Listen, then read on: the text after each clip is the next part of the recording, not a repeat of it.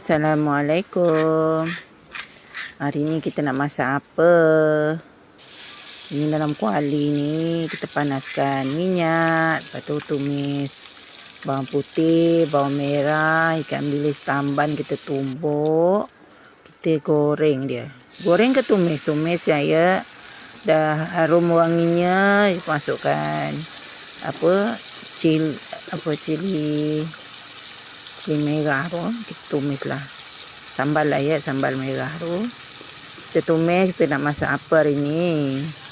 Mak tak ada apa nak dibuat, yang kita buat sambal tumis telur rarik tu lah ya, buat sambal telur. Ini nak buat sarapan anak, buat bekal pagi-pagi mak dah masak.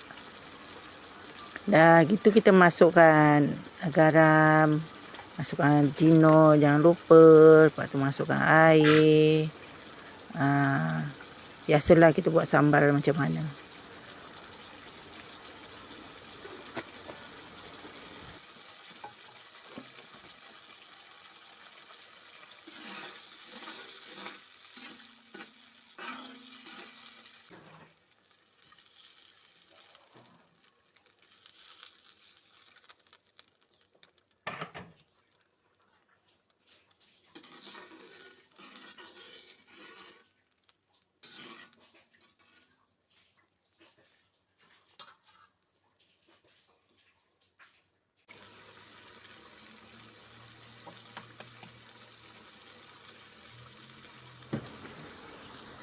Sambal tu dah mula agak kering, masukkan telur. Mak masukkan telur 2 biji je. Lepas tu kita orak-arik lah. Orang kata tolak kiri, tolak kanan. Jadilah orak-arik.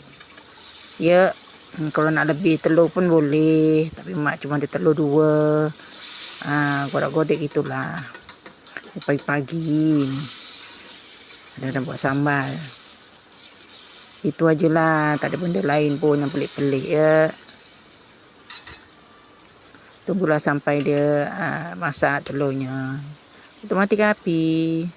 Okeylah, gitu ajalah ya. Assalamualaikum.